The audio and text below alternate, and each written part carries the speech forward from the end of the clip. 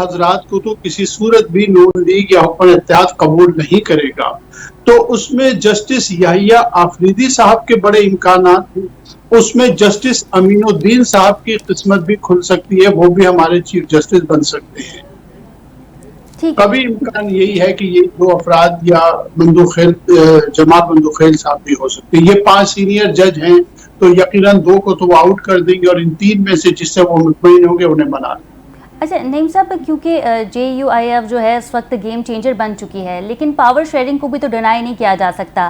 ماضی میں بھی ہم نے دیکھا کہ مولانا فضل الرحمان جو ہے وہ PDM کو ہیڈ کر رہے تھے، لیکن الیکشن کے بعد ان کے ہاتھ کچھ نہیں آیا، خاصے ناراض بھی ہو گئے، حکومت کے خلاف بیانات بھی دیتے تھے اور پھر یہ بھی کہتے تھے کہ ہم اپوزیشن میں، یہاں تک کہ انہوں نے صاف اور شفاف انتخابات کا نعرہ بھی لگا دیا تھا۔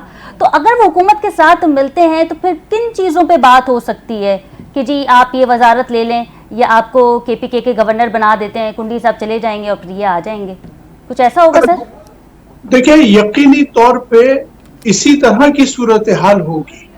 ظاہر ہے کہ ہم مولانا صاحب کے بارے میں یہ تو بات نہیں کہہ سکتے کہ وہ کوئی پیسوں کا تقاضا کریں گے، لیکن منسٹری کا تو تقاضا ہو سکتا ہے۔ وہ منسٹری کا تقاضا، سینٹ میں نشستوں کا تقاضا، خیبر پختونخوا کی گورنری کا تقاضا، لیکن یہ بڑی معمولی چیزیں ہیں۔ اگر تاریخ کے اس بڑے نازک موڑ پر اگر مولانا فضل الرحمان ایسا کوئی فیصلہ کرتے ہیں تو مجھے لگتا ہے کہ سیاسی طور پہ مولانا صاحب کو بہت نقصان ہوگا۔ ان کی انتخابی سیاست جو ہے خیبر پختونخوا میں، اسے بہت نقصان پہنچے گا۔ یہ اپنے علاقے کی، اپنے حلقے کی سیٹ تو وہ ہار چکے تھے مولانا صاحب، تو اب پھر کیسا نقصان؟ جو ان کا آبائی حلقہ ہے وہاں سے تو وہ ہار چکے تھے الیکشن۔ میرا مطلب کہنے کا یہی ہے کہ اب آئندہ مستقبل میں جب بھی ہوگا، وقت ایک سا نہیں رہتا، 1-2 سال میں حالات بدلیں گے، اور جب انتخابی سیاست کے لیے مولانا کو جانا پڑے گا سیاسی میدان میں، تو میں یہی کہہ رہا ہوں کہ جو بچی کچھ سیاست ہے ان کی، وہ بھی ختم ہو جائے گی اگر انہوں نے ایسا کوئی فیصلہ کیا۔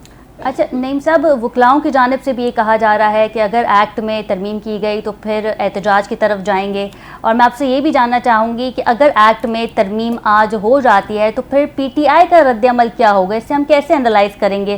گو کہ PTI اعلان کر چکی ہے کہ 22 سپٹمبر کو وہ پنجاب میں اپنا جلسہ کرنے جا رہی ہے، پھر ان معاملات کو ہم دیکھیں گے کہ جلسہ ہوگا، احتجاج ہوگا اور دھرنا ہوگا؟ دیکھیے، ایک پہلی بات تو وکلا کے حوالے سے انتہائی ذمہ دار ذرائع سے یہ خبر آئی ہے کہ منیر ملک صاحب، جو کہ آپ کو یاد ہوگا چیف جسٹس افتخار چودھری کی بحالی کی مہم کے بڑے لیڈروں میں شمار ہوتے تھے، انہوں نے اس بات کا اندیا دیا ہے کہ اگر ایسی ترامیم ہوتی ہے جس سے آئین کا پورا حلیہ بگاڑ دیا جائے، جوڈیشری کا شکل جو ہے وہ مسخ کر دی جائے، تو پھر وکلا جو ہے وہ تحریک چلائیں گے۔ غالباً 26 تاریخ کی جو ہے نا، وہ انہوں نے شاید کوئی تاریخ بھی دے دی ہے اس طرح کی۔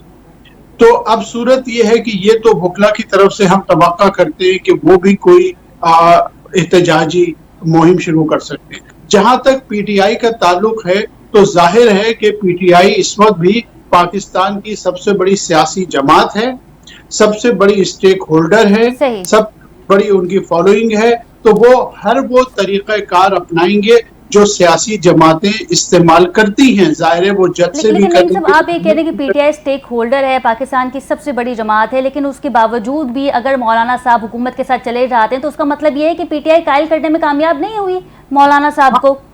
بالکل ایسا ہی ہے۔ اگر کوئی آدمی اپنے مفادات سے، ذاتی مفادات سے آگے نہ دیکھیں تو اس کا کیا کیا جا سکتا ہے؟ PTI کو یقیناً PTI والوں نے بہت کوششیں کی ہیں، بہت ملاقاتیں بھی کی ہیں، لیکن مولانا کا ماضی بھی ہمارے سامنے ہے کہ پاکستان کے جو وہ سیاستدان جنہوں نے ہمیشہ موقع سے فائدہ اٹھایا ہے یا موقع پرستی کی سیاست کی ہے، ان میں مولانا کا شمار ہوتا ہے۔ وہ صرف اپنا ذاتی مسئلہ دیکھتے ہیں۔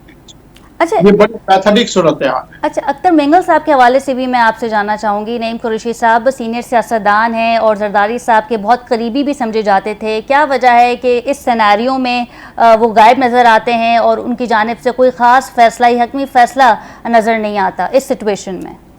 دیکھیں، ان کی طرف سے یہ کہا جا رہا ہے، 2 سینیٹرز ہیں ان کے، جن کے بارے میں خود اختر مینگل صاحب نے یہ کہا ہے کہ ان پہ بہت شدید دباؤ ڈالا جا رہا ہے۔